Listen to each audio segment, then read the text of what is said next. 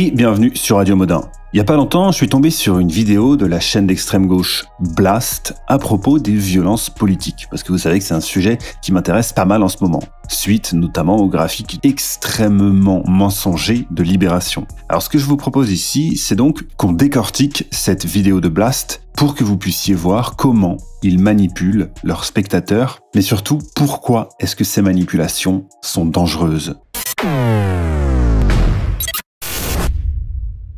C'est donner du crédit à une menace, je suis désolé, qui n'existe pas. Non mais déjà, attendez, avant même de commencer, est-ce que vous saviez que Blast, cette chaîne d'extrême gauche, était financée par le CNC ? Donc il faut vraiment savoir qu'à chaque fois que vous allez au cinéma, une partie du prix du billet, qui est déjà très cher, sert à financer le militantisme d'extrême gauche et notamment Blast. Et ça pour moi c'est vraiment l'une des plus grandes urgences en France. Arrêtez de subventionner le militantisme de gauche, que ce soit les menteurs du service public, Libération ou Blast, et beaucoup d'autres en fait. Alors je parle pas de les empêcher de parler, je parle pas de les censurer, bien sûr qu'ils ont le droit de raconter des bêtises, mais pas avec l'argent des gens. Ça, c'est inadmissible, c'est une injustice profonde. Ou alors, le CNC doit également financer des chaînes comme VA+, ou bien Frontières, parce que là, c'est profondément inéquitable. Combien de meurtres, combien d'attentats, combien d'agressions gratuites à la sortie d'une boîte de nuit ou pour une cigarette venant de l'ultra-droite? Zéro. Voilà, l'arrêté, c'est que zéro.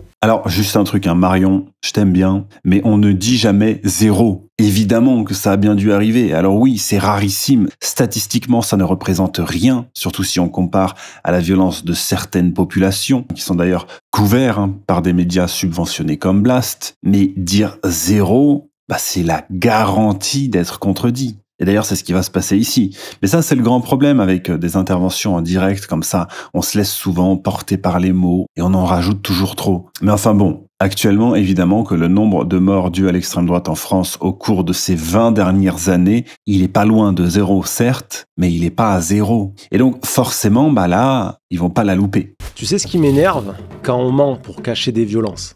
Alors là, je te comprends, n'est-ce pas Libération, n'est-ce pas l'ADL? Et vous allez le voir aussi, n'est-ce pas Blast aussi? Parce que ce qu'on va voir ici, ce sont les méthodes de la propagande subventionnée pour manipuler les foules. Et vous allez voir d'ailleurs que c'est très lié à l'arnaque de la méthodologie du graphique de Libération dont je vous ai déjà parlé. Depuis quelques années, les grands partis politiques d'extrême droite n'aiment pas trop qu'on parle des violences qui pourraient venir de leur propre camp. Certains et certaines, comme Marion Maréchal Le Pen, en viennent même à dire que des violences, il n'y en aurait tout simplement plus. L'arrêté, c'est que zéro. Est-ce que vous avez déjà vu, dans le métro, une femme agressée par l'ultra-droite ? Est-ce que vous avez déjà vu en prison les gens de l'ultra-droite, à part ceux qu'on vient de condamner? Est-ce que vous avez déjà vu ça? Et ça, c'est sacrément faux. Vous voyez là, ce qui vient de se passer, c'est qu'ils ont amalgamé le propos de Marion Maréchal, qui dit zéro violence de l'extrême droite, à Zemmour, qui dit quelque chose de quand même beaucoup plus simple, qui est est-ce que vous avez déjà vu ça? Ce qui est quand même déjà beaucoup mieux. Et en gros, c'est tellement rare qu'il y a peu de chances que vous ayez déjà assisté à ça. Implicitement, ce qu'il dit, c'est qu'en comparaison, tout le monde en France a déjà vu ou subi des agressions de la part de racailles islamisées. Et tout le monde a déjà vu des violences, notamment en manifestation, de la part de l'extrême gauche. La violence d'extrême droite, bien évidemment qu'elle existe, mais statistiquement, c'est un grain de sable. Et bien évidemment, Blast va essayer de nous prouver le contraire. Alors, c'est ce qu'on va voir. En France, l'extrême droite tue toujours. En 2022, on a même vécu une année très difficile puisque 5 personnes ont été assassinées entre mars et décembre. D'accord, donc 5 meurtres d'extrême droite entre mars et décembre, très bien. Voyons ça. D'abord, Federico Martin Aramburu, assassiné sur un motif raciste le 19 mars 2022 à Paris. Les deux mis en cause dans cette affaire, Loïc Lepriol et Romain Bouvier, sont des militants du GUD, un groupuscule d'extrême droite. Voilà, donc ça c'est intéressant. On nous dit Aramburu aurait été assassiné pour un motif raciste. Aramburu est argentin, c'est un nom d'origine basque d'ailleurs, Aramburu. Aramburu, c'est un blanc. Donc nous dire qu'il a été assassiné pour un motif raciste, c'est mensonger. Loïc Lepriol, qui a tiré sur Federico Martin Aramburu, c'est effectivement un militant du GUD. Donc quelqu'un qu'on peut qualifier d'extrême droite ou d'ultra-droite vraiment très radical. Et bon, l'histoire est clairement absurde, hein. C'est une altercation entre des mecs bourrés qui dégénèrent, quoi. Et quand on se renseigne sur l'histoire, on se rend compte que Loïc Lepriol, il est indéfendable de A à Z, hein. En gros, Lepriol, sa copine et son collègue sortaient d'un bar, Ils étaient sous, et là, un SDF leur demande une clope. Il refuse en l'insultant. Là-dessus, Federico Martin Aramburu lui dit qu'on ne parle pas comme ça aux gens, et puis provocation, bagarre, etc. Plus tard, le Priol revient pour assassiner Aramburu. Donc vraiment, Loïc Le Priol là-dessus, c'est vraiment le méchant de l'histoire, il est indéfendable, il n'y a pas de souci avec ça. Mais dire que c'est un meurtre au motif raciste, c'est faux, c'est tout simplement faux. D'ailleurs, le procès n'est même pas terminé en réalité. Mais voilà, à partir du moment où quelqu'un a des idées d'extrême droite, alors quoi qu'il fasse, ce sera à mettre sur le compte de l'extrême droite. Sachant que, je le rappelle quand même au cas où, il y a environ 12 millions de personnes qui pourraient être qualifiées d'extrême droite selon les critères de Blast.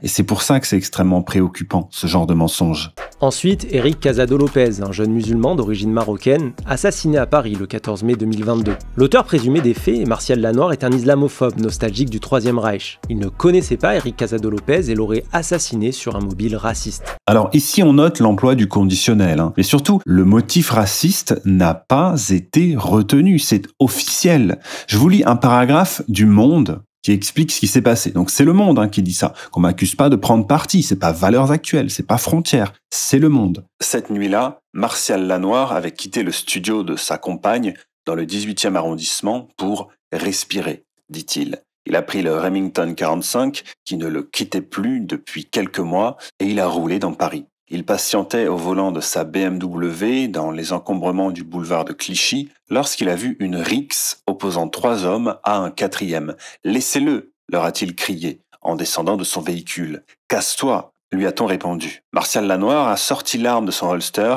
a tiré et reparti. Les policiers l'ont identifié 1 heure plus tard au pied d'un immeuble en train de charger des valises dans sa voiture. À leur vue, Martial Lanoir s'est enfui en courant, l'arme à la main, puis s'est accroupi dans un renfoncement. Cerné, il a jeté son colt et s'est rendu. « T'as vu l'état de la société ? Il faut faire quelque chose », a-t-il dit au policier qui le menotait. Il a ajouté « Vous ne pouvez pas, vous êtes pieds et poings liés. » Et à la solde du CRIF. Donc, il n'y a pas de souci, peut-être que le mec était un peu conspirationniste, antisémite, je sais pas quoi. Pas de souci avec ça. Mais encore une fois, ce n'était pas un meurtre raciste. Dire ça, ça n'a strictement aucun sens. En fait, il est même allé aider quelqu'un qui se faisait agresser. Bon, il est peut-être allé trop loin, mais encore une fois, ce n'est pas un meurtre raciste. Donc là, vous voyez, on est vraiment dans la logique du graphique de Libération. Dès que quelqu'un a des idées de droite ou d'extrême droite et qu'il commet un meurtre, même si ça n'a rien à voir avec son idéologie, alors les médias vont le comptabiliser comme un meurtre d'extrême droite. Mais vous vous rendez compte, c'est à chaque fois qu'un punk à chien ou un antifa complètement défoncé à je sais pas quoi commettait des meurtres ou causait la mort de quelqu'un, même accidentellement, à cause d'histoires de drogue ou de je sais pas quoi, si on faisait passer ça pour des meurtres d'extrême gauche, mais on s'en sortirait plus. Et pourtant, l'honnêteté voudrait qu'on le fasse. C'est-à-dire, si on doit comptabiliser les meurtres d'extrême droite comme ça, il faut faire la même chose à l'extrême gauche. Enfin, Evin Goï, Mir Péver et Abdulharam Kizil, tous 3 assassinés à Paris la veille de Noël. Après son arrestation, l'assassin présumé, William Mallet, a affirmé plusieurs fois aux enquêteurs son envie de faire un attentat et de cibler des étrangers. Là, pour la 3e, c'est vrai, là pour le coup, c'est vraiment quelqu'un qui a agi pour des raisons racistes. Alors, le gars était pas très équilibré, mais qu'importe, là, pour le coup, le motif raciste du meurtre ne fait aucun doute, le gars l'a même reconnu lui-même. Donc voilà pour ces 5 meurtres d'extrême droite en 2022. Donc 2 meurtres qui n'avaient pas pour motivation le racisme et un triple meurtre effectivement raciste. Et c'est quand même intéressant cette manière de compter. Est-ce qu'on compte les meurtres ou est-ce qu'on compte les meurtriers ? Et des petites techniques de fourbe comme ça pour gonfler ou diminuer les chiffres, selon comment ça les arrange, ils vont beaucoup en utiliser. Mais tiens, vous savez ce que j'ai envie de faire, moi ? Je vais faire comme Blast. Je vais vous lister 5 meurtres par 5 meurtriers différents, comme ça, il n'y a pas d'ambiguïté, commis au nom de l'islam en France en 2022. Et pour le coup, je vais prendre que des cas où la motivation idéologique ne fait aucun doute. Alors en 2022, a eu lieu par exemple le meurtre en prison de Ivan Colonna, qui s'est fait tuer par un musulman parce qu'il avait fait une remarque sur le prophète. Donc ça, je suis désolé, mais c'est un meurtre motivé par l'idéologie islamiste. On pourrait aussi parler du meurtre d'Alban Gervaise, tué par Mohamed El au nom d'Allah, qui a été déclaré irresponsable pénalement parce que déséquilibré, mais enfin, quand même, des déséquilibrés qui commettent des violences au nom d'Allah ou du prophète, c'est quand même infiniment plus fréquent que des déséquilibrés qui commettent des violences au nom de Jésus, si vous voulez. Le 17 mai de la même année à Lyon, un homme a été défenestré après avoir été battu à mort par un musulman qui lui a dit « Souviens-toi de tes origines ». C'était donc un meurtre antisémite commis au nom de la Oumma. Est-ce qu'on pourrait pas aussi parler de cet homme qui a jeté sa fille d'un pont à Saint-Nazaire le 28 juin 2022 parce qu'il lui reprochait d'adopter un mode de vie trop occidental? Ça aussi, je veux dire, la cause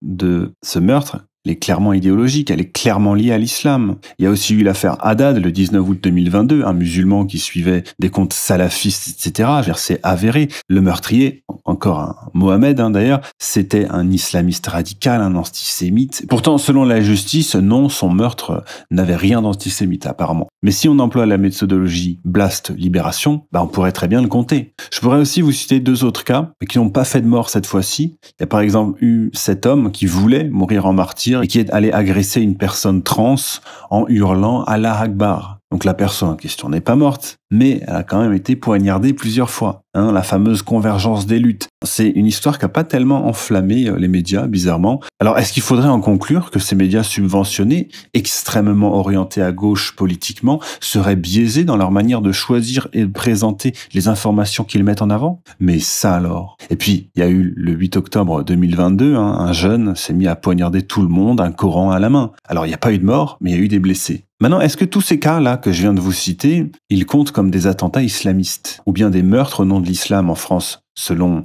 les statistiques? Eh ben non. Pourtant, les motifs idéologiques ne font absolument aucun doute. Et c'est comme ça que des médias comme Blast peuvent faire dire ce qu'ils veulent aux chiffres et faire croire que le plus grand danger en France, c'est l'extrême droite et non l'islam. Sachant en plus que la montée de l'extrême droite, elle est étroitement liée aussi à la montée de l'islam. Ensuite, comme le gars n'a plus beaucoup d'exemples, il va tout simplement remonter dans le temps. Pour le folklore, on pourrait remonter à 1914 avec l'assassinat de Jean Jaurès, ou en 1961 avec l'attentat du train Strasbourg-Paris qui tua 28 personnes. Oui, alors si tu veux, si on remonte à ce point dans l'histoire, je pense pas que ce soit très prudent pour l'extrême gauche, qui est quand même loin d'avoir les mains propres. Et d'ailleurs, par rapport à l'attentat, donc là, il parle de 1961. Ça a été commis par l'OAS, donc pendant la guerre d'Algérie. À noter aussi d'ailleurs que les attentats commis par le FLN sont souvent glorifiés par l'extrême gauche. Et pourtant, ils ne sont pas comptabilisés comme des meurtres d'extrême gauche non plus. Donc voilà, c'est toujours pareil, 2 poids, 2 mesures.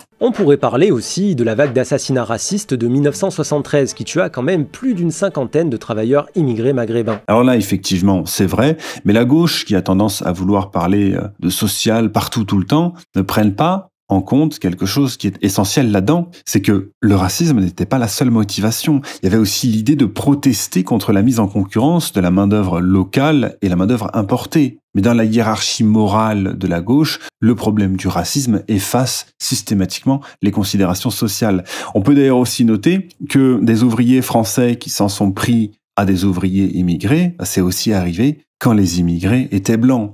Portugais, italiens, etc. Et on peut d'ailleurs aussi noter que ce n'est pas propre à la France. Quand on vient mettre une population en concurrence avec le peuple autochtone, forcément que ça crée des conflits. On pourrait citer le meurtre d'Henri Curiel en 78. Oui, et on pourrait aussi parler des 60 millions de morts du communisme, si tu veux. Et ensuite, regardez un petit peu ce qu'il va faire. Le double meurtre de Chateaubriand de 84, celui de Georges Yordeshkou en 88, puis de James Dindoyal en 90. On pourrait parler d'Ibrahim Ali, de Brahim Bouharam, de Mohamed Mazzini ou de Clément Méric, assassiné en 2013. Là, vous voyez, dans tous les meurtres qu'il a cités, la motivation idéologique ne fait aucun doute. Il y a aussi quand même Clément Méric, qui est quand même un antifa qui était venu chercher la bagarre, qui voulait casser du faf, et qui donc, s'est pris un mauvais coup, mais passons. Ce qu'il faut comprendre ici, c'est que ces exemples historiques, ils les choisissent parce qu'ils sont réellement motivés par l'extrême droite. Mais en fait, pour trouver des meurtres idéologiques, il est obligé de remonter à il y a très longtemps, à de nombreuses décennies en arrière, alors que des meurtres de Français, que ce soit au nom de l'islam ou bien justifiés moralement par rapport à une dette coloniale ou à des choses comme ça, ça arrive littéralement tous les ans. Mais surtout, s'il veut trouver des exemples récents, il est obligé de gonfler artificiellement les chiffres en intégrant des meurtres qui ne sont pas idéologiques. Et en fait, le pire dans tout ça, c'est que le fait qu'il soit capable de nommer ces cas de violence individuellement, c'est la preuve que statistiquement, ça ne représente rien, que c'est minime. Parce qu'aujourd'hui, rien qu'en un mois, on dénombre plus de violences de la part de racailles soutenues par la gauche qu'en 20 ans d'extrême droite. Je veux dire, on parle quand même de 120 attaques au couteau par jour aujourd'hui en France. S'il vous plaît, Blast, un petit peu de sérieux. Comme si le rôle de ces propagandistes subventionnés, c'était justement de venir détourner le regard de ce problème global pour nous dire non, le vrai problème, ce sont les faits divers de 4 ou 5 mecs qui avaient des idées d'extrême droite. La liste est juste sans fin. Et des victimes assassinées par l'extrême droite, il y en a clairement sans discontinuer depuis que l'extrême droite existe. Et là, j'espère que vous vous rendez bien compte du sophisme que représente cette phrase. Vous remplacez extrême droite par extrême gauche ou par islamisme, ça fonctionne exactement de la même manière. En fait, un constat honnête serait plutôt l'exact inverse de celui proposé par Marion Maréchal Le Pen. Le problème, ce n'est pas qu'il n'y a aucune violence de l'extrême droite, mais plutôt qu'il y en a tellement qu'on finit par les oublier. En fait, s'il y en avait eu tellement, ta vidéo, elle aurait duré un petit peu plus de 6 minutes, si tu veux. Et surtout, t'aurais pas été obligé de remonter à des décennies et des décennies en arrière. Aujourd'hui, si je faisais une vidéo sur les violences dues à l'islam en France, je pourrais tenir plusieurs heures, rien qu'avec les 10 dernières années. Juste comme ça, pour situer, depuis 2012, la France a subi plus de 50 attaques terroristes islamistes, causant entre 293 et 300 morts selon les sources. Et je parle même pas de toutes les violences imposées par des cas isolés comme ceux que je vous ai mentionnés plus tôt. C'est-à-dire que le nombre de morts dus à l'islam au cours de ces 10 dernières années en France est supérieur à la somme de l'intégralité de ces meurtres d'extrême droite sur plus de 100 ans qu'il a cité dans sa vidéo. Rendez-vous compte. Et pourtant, Blast et d'autres vont continuer de nous dire que le principal danger en France, ce n'est pas l'islam, mais l'extrême droite. Clairement, l'extrême droite en France est une menace. Le dernier rapport d'Europol ne s'y trompe pas et note d'ailleurs que la France est confrontée à la plus grosse menace terroriste d'extrême droite en Europe. Oui, enfin d'accord, mais enfin si on regarde l'article, on se rend compte qu'il nous dit quand même que la plus grosse menace en France, c'est de loin l'islamisme, de très loin. Et au passage, je note aussi que le gros des sources, c'est Libération. Donc, méfiance, énormément de méfiance quand c'est Libération qui dit quelque chose. Mais cet article-là de Libération, il nous dit quand même explicitement que le terrorisme djihadiste reste la principale menace. Donc, je cite, « La France compte plus du tiers des interpellations recensées l'an passé, 140 sur 388. Dans le détail, 96 concernent des dossiers djihadistes. 69% du total français, 29 d'extrême droite, 21%, 12 indépendantistes ou assimilés, 9% et 3 d'extrême gauche. Autre chiffre, en 2021, l'Hexagone totalisait 37% des interpellations en Europe en lien avec des affaires de terrorisme djihadiste, contre 46% en 2019 et 39% en 2020, et 45% de celles concernant le terrorisme d'extrême droite, 33% il y a 3 ans. Alors, juste au cas où, ces chiffres, ils viennent d'un document d'Europol que je ne remets pas en question parce que je suis pas allé fouiller plus que ça. Mais tout ce que ça nous dit, c'est que y a eu plus d'arrestations de personnes liées à l'extrême droite. Sachant quand même que des actes comme le fait de brûler un Coran ou de mettre des tranches de jambon devant des mosquées, c'est déjà considéré comme un acte d'extrême droite. Sachant aussi qu'à peu près tout et n'importe quoi est considéré comme étant d'extrême droite. Sachant en plus que environ 12 millions de Français votent à ce que Blast appelle l'extrême droite. Donc ça fait quand même un gros échantillon, si vous voulez. Et là encore, il faudrait voir au cas par cas, mais il faudrait surtout analyser les données. Parce que avec Libération, vraiment, il faut absolument se méfier. Bon, et ensuite, la vidéo nous fait un énorme twist et ça devient absolument n'importe quoi. Cela dit, vous aurez peut-être remarqué que Marion Maréchal Le Pen ne parle pas d'extrême droite. Comme beaucoup, elle utilise un autre terme, ultra-droite, lorsqu'elle évoque des violences faites par son bord politique. Quand j'ai entendu ça, moi, ça m'a fait halluciner. Parce que ça fait des années que les gens de droite se demandent également ce que ça veut dire que ce terme d'ultra-droite et quelle est la différence avec l'extrême droite. Ça fait des années qu'on fait des blagues là-dessus. Ah, c'est quoi l'ultra-droite? Est-ce que c'est comme dans Dragon Ball, Super Saiyan 2, 3, etc. Parce que globalement, le terme d'ultra-droite, il a été justement utilisé par des médias de gauche pour pouvoir rendre la fameuse extrême droite encore plus méchante et encore plus menaçante. Donc c'est quand même très culotté de la part d'un média comme Blast de balancer un truc pareil. Mais en fin de compte, l'usage de ce terme il s'est imposé et globalement, on parle d'ultra-droite pour parler de gens d'extrême droite qui ont une tendance à la violence. Et globalement, c'est un terme qui est très utilisé depuis le milieu des années 2010, globalement. Et d'ailleurs, ce terme, il a été employé à tort et à travers pour désigner à peu près tout et n'importe quoi, exactement comme le terme d'extrême droite d'ailleurs. Mais enfin, ce qui est très fort dans cette vidéo, c'est que le gars de Blast, il va ensuite nous sortir ceci. Le problème, c'est que des petits malins comme Marion Maréchal Le Pen utilisent le fait qu'il existe deux termes pour cacher la violence de leur mouvement. En gros, ils jouent avec les mots pour donner l'impression qu'il y aurait d'un côté les groupes violents qui tuent et de l'autre, bien séparés, les partis politiques comme le RN ou Reconquête. Alors c'est très bizarre comme explication, sachant que le RN ou Reconquête ne se revendique absolument pas de l'étiquette d'extrême droite. Enfin, c'est vraiment pas très sérieux là. Personne à droite n'utilisait les termes d'ultra-droite en réalité. Ces mots-là, ils ont été massivement employés par la presse de gauche, justement pour diaboliser à droite. Donc c'est incroyable de faire une telle inversion accusatoire. Et le plus fort dans cette histoire, c'est que le gars, il va nous mettre deux extraits, un de Marine Le Pen et un autre avec Zemmour. Des extraits qui vont totalement contredire ces bêtises. Ultra-droite, c'est un qualificatif que vous comprenez ?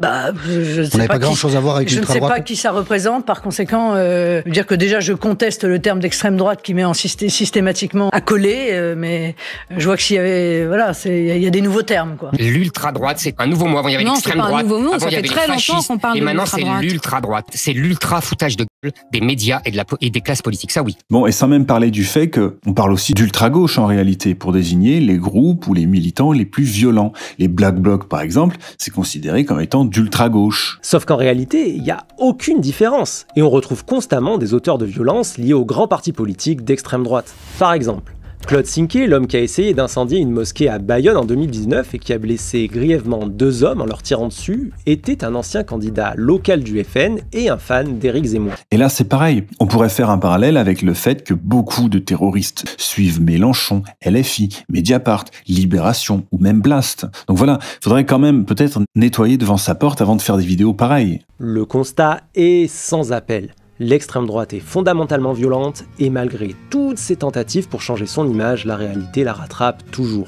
Alors juste un petit truc comme ça avant de vous laisser, n'oubliez pas que aux dernières élections, le RN a quand même remporté 11 millions de voix. Et tous ces électeurs, selon Blast, ce sont des gens qui font partie de l'extrême droite, voire de l'ultra-droite. Parce qu'apparemment, il n'y a pas de différence. Et tout ce qu'ils sont capables de nous trouver, c'est en moyenne une violence, donc réellement idéologique, par an. Donc si vous voulez, on peut effectivement affirmer que les violences d'extrême droite, par rapport au nombre de personnes que ça représente, l'extrême droite, c'est absolument insignifiant d'un point de vue statistique. Et bien souvent d'ailleurs, ce sont des faits divers montés en épingle pour gonfler les chiffres d'une violence qui n'est pas à zéro, bien sûr, comme l'a dit Marion Maréchal, mais qui est vraiment infime. Donc vraiment, chers médias subventionnés, si vous voulez vraiment réussir à faire croire que le danger numéro 1 c'est l'extrême droite, il va quand même falloir trouver un peu mieux pour nous convaincre.